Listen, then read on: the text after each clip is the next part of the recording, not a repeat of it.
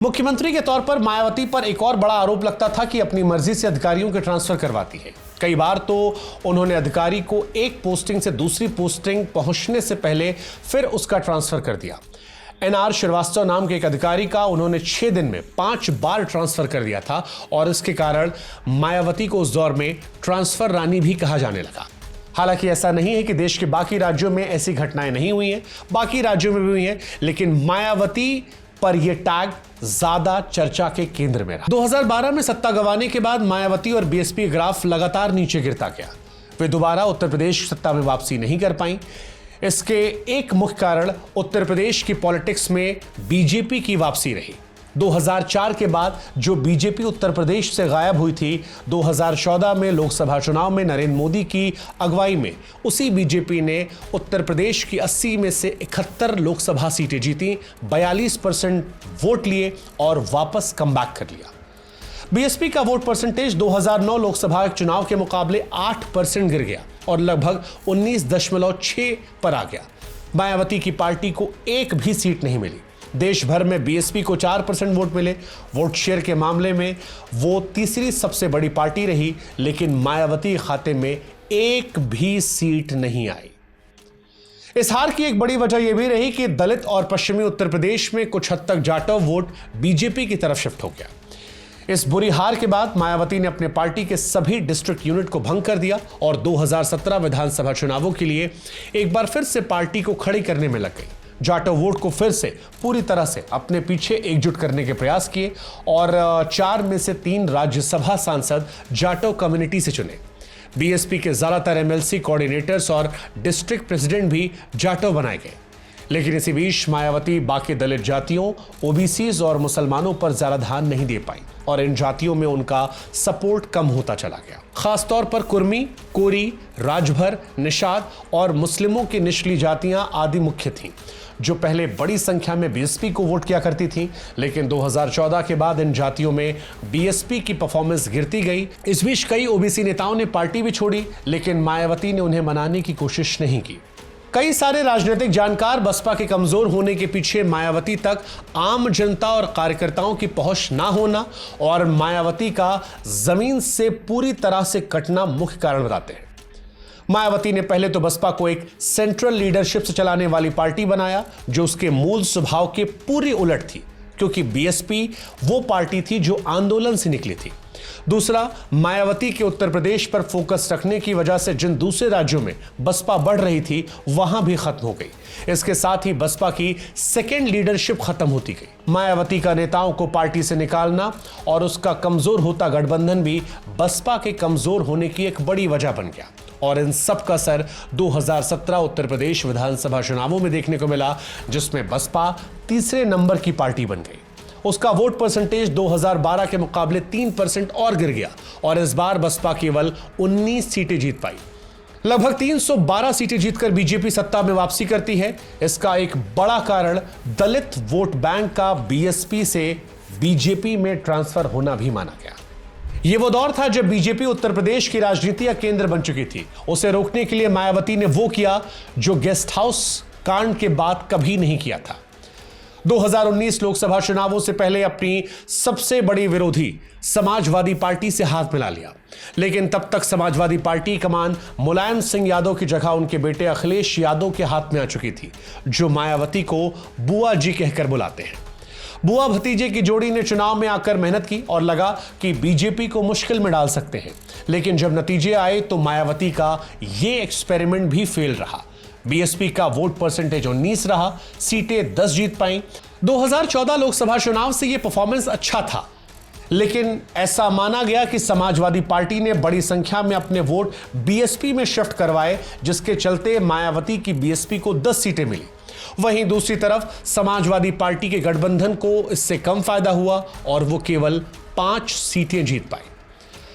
गठबंधन से फायदा होने के बावजूद मायावती ने समाजवादी पार्टी से गठबंधन को तोड़ लिया और यह कहा कि उसके वोट बीएसपी को ट्रांसफर नहीं हुए। इस समय तक काफी हद तक दलित मायावती के साथ बने हुए थे, खासकर चमार और जाटव जाति के वोट, जिससे मायावती खुद आती है। यहां से मायावती और बीएसपी की राजनीति एक ऐसे फेज में एंट्री करती है जिसे समझना थोड़ा मुश्किल है। ऐसा लगने लगा कि मायावती ने उस ताकत के साथ चुनाव लड़ना बंद कर दिया जिसके लिए वो जानी जाती हैं। 2022 उत्तर प्रदेश विधानसभा चुनावों में मायावती कहीं भी नजर नहीं आई और इसका असर चुनाव के नतीजों में भी दिखाई पड़ा। बीएसपी मात्र 1 सीट जीत पाई। उसका वोट परसेंटेज लगभग 9% गिरकर 12.9% पर आ गया। साल 1993 के बाद से यह बीएसपी की सबसे खराब परफॉर्मेंस थी। ऐसा माना जाने लगा कि बीएसपी के कई वोटर्स समाजवादी पार्टी की तरफ शिफ्ट कर गए। बीजेपी पहले से ही उस वोट बैंक के एक हिस्से को अपनी तरफ कर चुकी थी। इन नतीजों के विश्लेषण में यह बात सामने आई कि बीएसपी का कोर जाटो वोट बैंक भी उससे दूर हो रहा है। 2022 में इस समुदाय के 65% वोट बीएसपी को मिले, जबकि 2017 में उसे जाटवों के 87% वोट मिले थे। लगभग 1/4 जाटवों और लगभग आधे गैर जाटवों ने बीजेपी को वोट दिया था। मात्र 15 साल के अंदर मायावती और बीएसपी की किस्मत पूरी तरह से बदल चुकी थी। वो आसमान से जमीन पर आ चुकी थी। जहां 2007 के इलेक्शन में पार्टी को 30% वोट मिले थे, 2022 में ये उसके आधे से भी कम 12.9 रह गए। अब सवाल उठ सकता है कि आखिर ऐसा हुआ क्यों? इसका एक कारण 2007 की जीत में भी छिपा हुआ है। तब मायावती उत्तर प्रदेश में जीत दर्ज करने के लिए ब्राह्मणों और दलितों को साथ लेकर आई थी। अपने इस कॉम्बिनेशन को बनाए रखने के लिए मायावती ऊपरी जातियों के प्रति नरम हो गई थी और बीएसपी की विचारधारा से कॉम्प्रोमाइज किया था।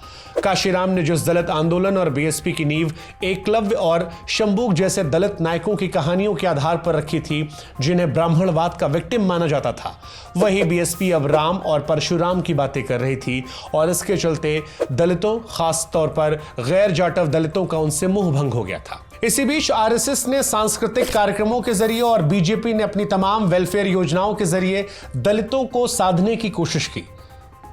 गरीब होने के चलते जहां दलितों को बीजेपी की इन स्कीम्स का बड़े पैमाने पर फायदा हो रहा था, इन सब के चलते बड़ी संख्या में बीएसपी का दलित वोट बैंक अब बीजेपी की तरफ चला गया, जिसमें खुद जाटो समुदाय भी शामिल है। वहीं दूसरी तरफ बीएसपी का एक ऐसा आइडियोलॉजिकल वोट जो ऊपरी जातियों की पार्टी को सत्ता में नहीं देखना चाहता या बीजेपी को हराना चाहता है, वो समाजवादी पार्टी की तरफ चला गया, क्योंकि उन्हें बीएसपी से ज्यादा समाजवादी पार्टी बीजेपी को हराने की स्थिति में दिखाई पड़ रही थी। इससे बीएसपी के कोर दलित वोट बैंक में दोनों तरफ से सेंध लगी और नतीजा यह रहा कि 2012 चुनाव के बाद बीएसपी लगातार कमजोर होती गई। मायावती अपने कोर वोट बैंक को भाजपा और समाजवादी पार्टी में जाने से रोकने में पूरी तरह से नाकाम रही। इन सब के तर बसपा में नई पीढ़ी से कोई ऐसा नेता सामने नहीं आया जिसे हर तरफ से मान्यता मिली हो या मायावती ने उसे खुलकर आगे बढ़ने में समर्थन किया हो। साथ ही इंद्रजीत सरोज, लालजी वर्मा, राम अचल राजभर, स्वामी प्रसाद मौर्य और त्रिभुवन दत्त जैसे बीएसपी के पुराने नेताओं के समाजवादी पार्टी में जाने से मायावती के हाथ बंध गए थे। इसी के साथ एक नैरेटिव बनने लगा कि बीजेपी के सामने मायावती पूरी तरह सरेंडर कर चुकी हैं और बीजेपी की बी टीम बन गई है। मायावती अब खुद जीतने से ज्यादा बीजेपी को जिताने का काम कर रही है। मायावती इस नैरेटिव यानी धारणा को नहीं तोड़ पाई और एक बड़ा मैसेज मायावती के समर्थकों में चला गया। 2024 लोकसभा चुनाव के समय भी यही देखने को मिला। समाजवादी पार्टी और कांग्रेस के अलायंस ने संविधान को खतरे के मुद्दे पर चुनाव लड़ा। इसके साथ ही कास्ट सेंसस का मुद्दा भी उठाया। इस तरह से उसने संविधान और जातिगत जनगणना के रूप में बीएसपी के 2 सबसे बड़े मुद्दों को छीन लिया। समाजवादी पार्टी और कांग्रेस ने खुलकर बीएसपी को बीजेपी की बी टीम के तौर पर पेश किया। मायावती के कई फैसलों ने इस नैरेटिव को बनाने में मदद की।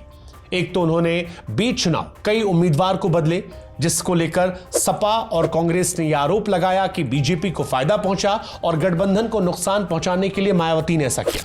दूसरा, उत्तर प्रदेश में सबसे अधिक 19 मुस्लिम उम्मीदवारों को टिकट दिया गया, जिससे कांग्रेस सपा गठबंधन की जगह बीजेपी को फायदा पहुंचाया जाए, ऐसा आरोप भी बसपा पर लगा। इसके अलावा बीजेपी के खिलाफ बयान देने के लिए अपने भतीजे आकाश आनंद को उत्तराधिकारी की पोस्ट से बर्खास्त करना भी मायावती के खिलाफ जाता नजर आया। मायावती के भाजपा के खिलाफ बड़े मुद्दों पर खामोश रहना भी बी टीम के नैरेटिव को बढ़ाता है। उनके वोटर अक्सर ये बात पूछते हैं कि मायावती भाजपा को लेकर सॉफ्ट क्यों रहती हैं? क्या वो जेल जाने के डर से ऐसा कर रही हैं? भाजपा सरकार पर हमला करने की बजाय मायावती क्यों विपक्षी पार्टियों पर हमला करती है? अगर भाजपा पर कुछ कहती भी हैं तो मायावती कटाक्ष से ज्यादा अब सुझाव क्यों देती हैं? क्या मायावती बीजेपी की बी टीम बन गई है? ये नैरेटिव दिन प्रतिदिन और ज्यादा मजबूत होता जा रहा है।